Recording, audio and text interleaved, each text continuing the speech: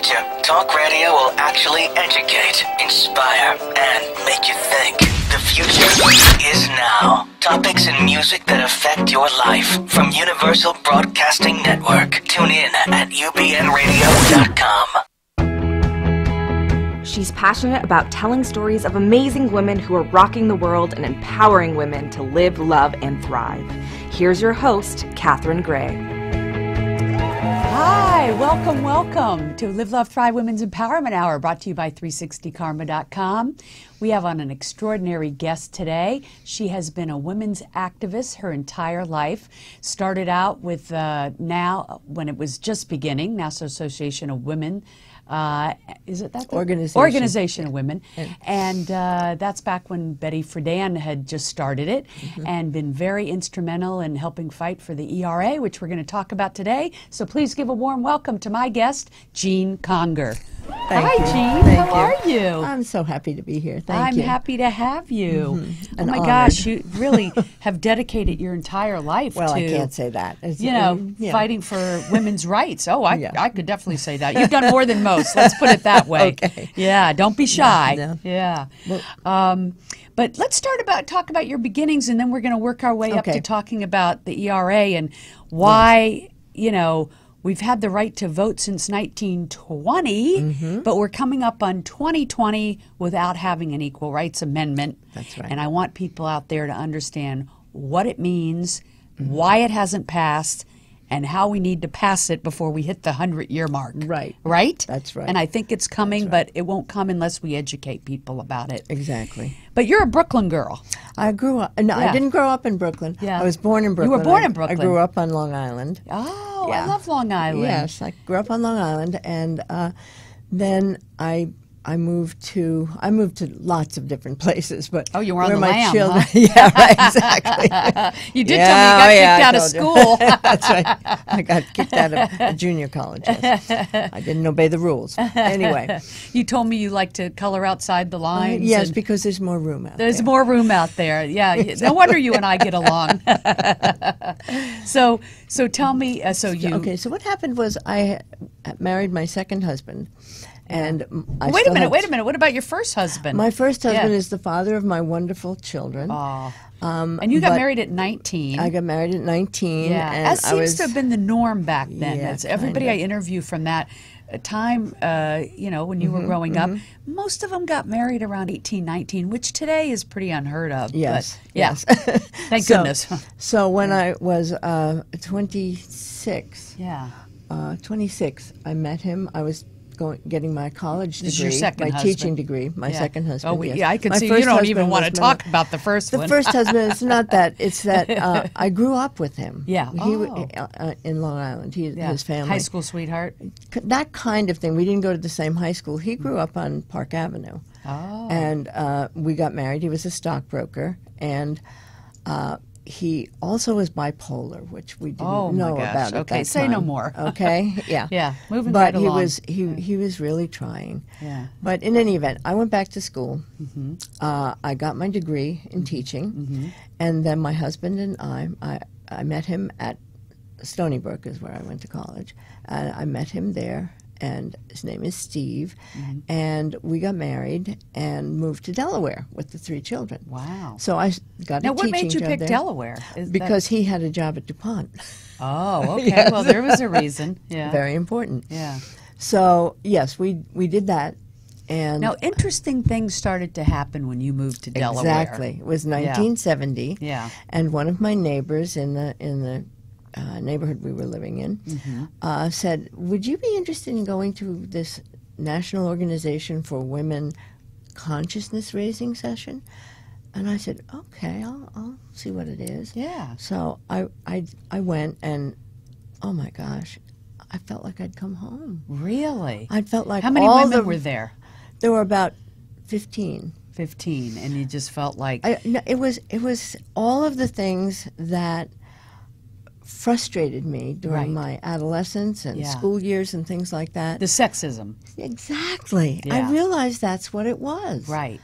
And so I became a member of NOW immediately. Right. And the first thing we did in the first event we had was, you know, the want ad said women wanted, men wanted, separate pages. Yeah. Well, what we did was protest that outside the Wilmington Daily Journal with our picket signs. Oh, so that the and our white classifieds gloves. didn't say women wanted, men wanted. Yeah, they Like, said yeah. women wanted, men wanted. And you we wanted were to saying change we that. wanted, there should be no Absolutely. reason. Women could do a lot of Yeah. the jobs that men could do and vice versa. Yeah. So Now, see, I would think I took would, them a week to take it down. Oh. They finally, and I would think that there. I hope in listening to this entire program that Mm-hmm. women will, young women will listen to these stories that you have and say, "What? Like, are you kidding me? They had a wanted section separate." Yeah. But it's people like you that changed that. a lot Yeah. of, yes, Yeah. and our entire, our Yeah. entire little chapter Yeah. came out. Well, you became quickly the president of President that chapter, of that right? chapter, and then the state coordinator, Mm-hmm. and then I became a member of the national board as a regional Wow. co-coordinator. We had Now, two of us. this is when the famous Betty Friedan was involved. She started this in 1968 with some other people. That's right. And I know she's, you know, if anybody studies the history book, she's like well known to all about the women's movement. That's right. And so you got to know her and work with her. I didn't. I can't say that I worked closely with her. I do know that we didn't always get along at the board level. Right. Okay. But we also. I remember when we were going someplace, and I came on the plane, and she was on the plane. She said, "Oh, here, sit down here in first class." So I did move back, but yeah, she would talk to me, and I would talk to her. Yeah. I can't say we were friends, but we Right. were colleagues. We had the same goals. Right. Strategy may have been a little different, Right. but we had the same goals. We Yeah. needed equality for women. Right. That was That's that what was we were the goal. all working for. Yeah. Yeah. And so I think a lot of young people, too, don't understand that, you know, we didn't, of course, have the right to vote until 1920, which Right. is not that long ago. And then right after that, you all started working on this ERA, this Equal Rights Amendment. And what did that mean? It meant that there would be equality no matter what your sex is, right? Is that what it says? Yes, basically. And I and wish that's I to had change the- memorized it a long time ago, but right now it's Right. I printed it out for myself, but it's basically that women would have the same equality as men. Right. Okay? That's the gist of it. That basically what it was it would be equality for men and women, and that no states or the United States could discriminate against men or women because of their gender. Right. Okay. And they wanted to ratify the Constitution to say this. You had to. That's the Right. only way you could get an amendment in the Constitution. Right. Was what you would do. You had to go state by state. We had 38 states that we had to Get convince in order okay? to amend the Constitution. That's right. Delaware was the first. Right. Okay. Oh, I love that. Yours was the first. Yeah. Just And then- saying. Yeah, exactly. And then we went on, and it went on through 1979, and that And I was know when it was 72 to 79. We had 7 years. And we have to a try it. picture of you in 79 Yes. standing outside the Senate. Right, when they extended it another 3 years. Right. Which meant you had another 3 years to try to get it ratified. Till 1982. Right, We had which still didn't happen. 35, which didn't happen, no. But since then, I have to tell you that a couple of months ago, Nevada became the 36th one 36. to ratify, yes. Now, is it, do we have to start over, or do we just add on 36, 37, 38 and get there? Well, this is what is happening in Congress, okay? There are men and women in the House and in the Senate who are working on submitting this, okay? There are several ways people are looking at it. One is the three-state strategy where, you know, we would only put 3 more states. three more states. Or start over again. And they're still working on it. There's something called the ERA Coalition, which is 83 different organizations and rising. Yeah. Okay? But I think the main leaders are the Feminist Majority, which is an organization that is a national organization, and it is based in Washington, D.C., in Alexandria, actually, but in that that's area. where I was born. Oh, really? Yeah, yeah. Oh, great. Yeah, that's probably why they're holding it there. That's probably so. Yes, yes. So yeah, that the Feminist Majority, the National Organization for Women, okay, which is also in that area in D.C., and AAUW, the American Association of University Women. So any woman can get these. involved in any of these. Yeah, absolutely. Now, Absolutely. Feminist Majority, all of these various organizations. Or even go to a march. Right. You know? Yes. I was just going to say, so the march is this Saturday. I know I'm going. You Yes. just knitted me and Deborah these cool pussy hats. Yes. I guess I'm allowed to say that. Yes, you are. And we are going to wear those on Saturday for the so march. glad. I'm so glad. Yes. And the purpose of this march is so many things, but It is. just to push this women's movement ahead, the Me Too All of that. I don't want to say program, but the platform ahead, and just the equality in general. Yeah, I was just going to say, we people think that things have really changed. Well, in some areas they have, Right. But we're still not getting equal pay for equal work. Do you know? Okay, Do you know? take a look at Yeah. what's going on in Hollywood. Yeah. All right, and there are people who are actors, stars. Yeah. and one woman gets 1% of what her co-star gets. Right. Well, You know, this those is why kinds of I'm on things. the advisory board for Take the Lead Women, which is Great. 50 Women Can, and they're picking 50 of the top women in each industry. So my friend Tabby Biddle is heading up Hollywood film and television. Wonderful. And they're training these 50 women that are the top of the top to go back into the industry and create this gender parity that's, so we have that Right. equality. Right. And so it's going to take that kind of an active movement. We can't just wait. Look, it's taken us 100 years. Exactly. And we're at 98 years. We still haven't passed the ERA, which I think a lot of people, they don't know what it's about. They don't even know they don't have it.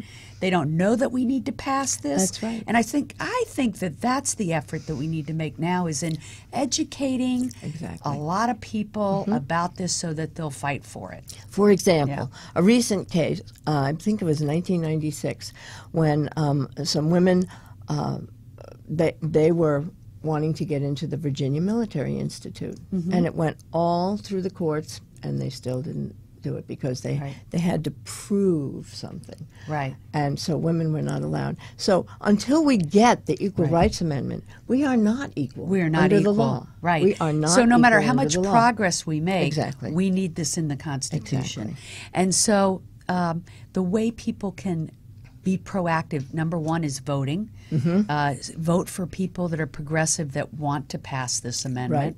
Number two is going out to marches like Saturday. That's right. Number three is joining an organization, so you're actively participating. That's right. No matter which one it is, Feminist Majority, Now, Take the Lead Women, whichever one it is. That's right. That's right. And it's or why, more. Yeah. You can belong to more than one. Yeah. too. I mean, and it's why I'm Supporting doing what them, I yeah. do at 360 Karma. Yeah. I just try to aggregate all those things at 360 Karma. We do everything from the conference to the workshop to It's wonderful. our investor panel of women. Get to next year's. Yeah, Go to thank next you. year's, please. Thank you. Yeah, yeah. Great fun. So, and we do monthly workshops too. Yes, I know. Yeah, yeah. So, at 360 Karma, our effort is to be a catalyst to showing women how they can reach these different resources and tools and organizations to move this forward. So that's our goal. Our goal is, with the show and with everything that we're doing, is women's empowerment. Yes, it is. Yeah. And until we get the Equal Rights Amendment in place, we are not safe. I mean, you look at all of the things that are going on now in government where they are repealing, but they're not even repealing. They're just getting rid of things that are inconvenient to them, whatever their Right. Oh, it's a reason. crazy time. Yeah, it is. I think the good thing is, though, it's infuriating people so much that they are getting more involved and think so, rising too. up. So I think so, I think too. this is the good that's coming out of it. I agree. Yeah. I agree. And I'm so glad about the Me Too and the Time's Up movement, because I feel like until you get rid of that, it's hard to move the rest forward. And so I'm glad we're addressing all areas of what's holding women back. Yeah, those are some of the things that happen. And I know very few women who don't have a Me Too story, including myself. Yeah, but I'm not going to go into that now. Right, we won't go into that, but it's so true that just about everybody I encounter has some story. Yeah, unfortunately. But I hope there's a day that we don't have that. You know when we'll have less of that? When more women are in positions of influence. Exactly. When more people are the women boss, obviously the harassment's not going to be going on, so to speak. No. I mean, there's very little... much less of that. Yes. Much less of it. I don't hear a whole lot of sexual harassment from women bosses. That's true. And when our Senate and Congress is half women, Right. which I know one day that will be. That sounds crazy today, but one day it'll sound crazy that it wasn't 50% women. Well, what's interesting is that when we went into the campaign for the ERA, it was much more unbalanced. Yes. And what happened was during that campaign, women who got active realized that they could. They'd say, "Oh, I could do this. Yeah. I could run for office." And so many women ran for and office. so many more after women that. are running now That's than right. ever, which I'm Exactly. so ecstatic Exactly. about. Yes. Because you can't win if you don't run. True. Yeah. So I'm all about women running.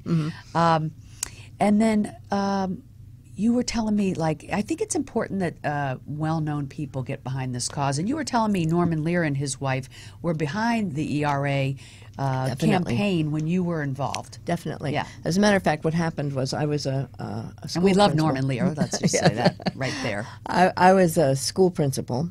At that point, I graduated from teaching to being a principal. Right. And I was the national secretary the corporate secretary of NOW, Right. National Organization for Right. Women. And Ellie Smeal in 72 said, I would really like you to come and work for me. And I said, well, I can't. I don't have, I think it was 72.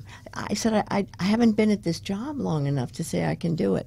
So I said, I need at least 3 years. Anyway, move forward to 1979. 1979, she called me and said, Norman and Frances Lear want to give NOW something that would be a right-hand person for me, so I could concentrate on the politics.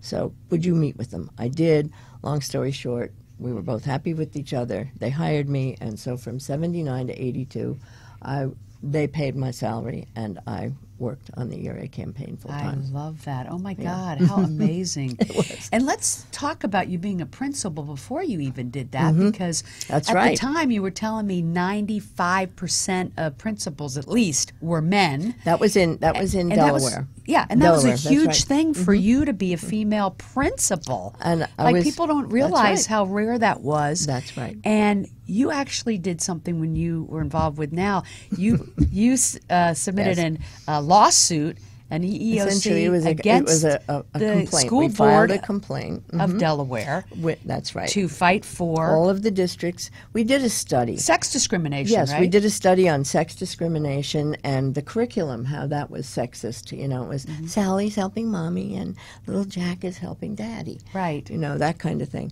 And so what we did was we did studies of 3 major districts. We went to their school boards, we went to the superintendents, and they all said, well, we'll take it under consideration.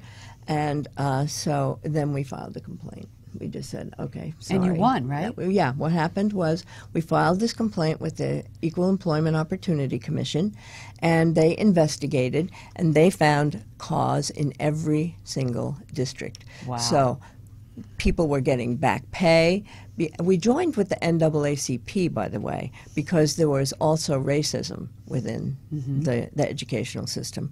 So the complaint found cause for both, and back pay was given, and the policies were changed. Wow. So I mean, and people that was don't important. realize, first of all, how one woman can make a difference. And I know you had a team of women around team you. of women, yeah. But you did lead the charge. Was my signature. You led the charge. But so people can make a difference, and they can create change. And that's why right. I say, Jean, you're such a trailblazer. I mean, you have been It's always pushing outside forward. the lines, you know? Yeah. And it's so funny. I think people don't realize until they kind of look back, really, how much they've accomplished. That's Yeah. Doing this was really wow. I forgot about that. Yeah. I often do that too when I look back on my The women's prison Yeah, was a good example of that. Okay, because part of what I was doing down in Delaware, as part of now. You weren't an inmate, were you? No, Okay, no. good. I did volunteer there sometimes, but basically what I did was. The U.S. Commission on Civil Rights said they were going to hold hearings on the prisons in Delaware. They'd had a lot of complaints. So they said, would I work with the women in the women's prison, which looked like it was something out of Dickens. It was these hard gray walls, my God, and how inside the awful. condensation was dripping down the walls. They did not have health care. They did not have education, proper education. They were teaching them how to take care of their babies and how to look pretty for a man. For heaven's sake, a lot of them were prostitutes. They knew how to do that. Right. But in any event, so what we did was I got the group of women together. They testified before the U.S. Commission on Civil Rights. And the next year, the prison was closed, and they were moved to a different facility. A better and facility? Now, yes, a better facility where they could get health care and education. And now they have built a new building for the Women's Correctional Institution. Wow. Yes. You go, girl. It was You a lot have of us, yeah. evoked a lot of change for the Yeah. better for women. I mean, just in all fronts.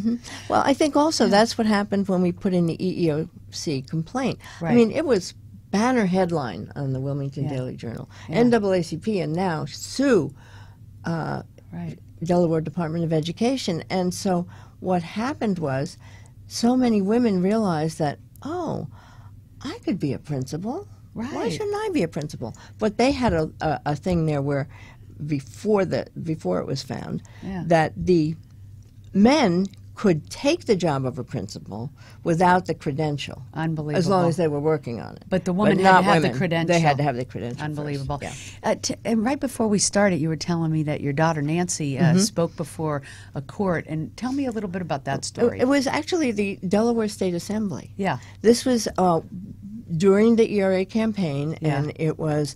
And she was like 15, 16? She was 15 years old. And she spoke up and Yes, what might have was, been 13. And what But was she talking about to them? What she was doing was she was out in the hall, and there were a whole lot of evangelical kids that were bussed in, and they started talking about, blah, blah, blah, blah. Your mother's a lesbian, blah, blah, blah. And she said, yes, she is. My mother is a lesbian. This is just about a bunch of lesbians, they would say.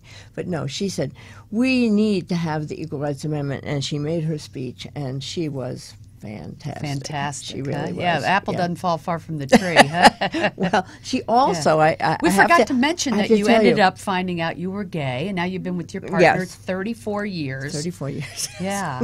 And, honestly, that's a whole nother show about how Betty Friedan didn't want the gay women in the now, and, She was so afraid that that people would just look at that and say, oh, it's just a bunch of lesbians. Right. But finally, they came together because we do have to all come together. Yes, and that's right. That's a big thing at 360 Karma. I say we can't separate ourselves. They can't be gay women over here, Jewish women over here, black women over here. Like, we all have to come together. That's what's going to push this ERA forward, and this whole women's movement of equality is us coming together and working together.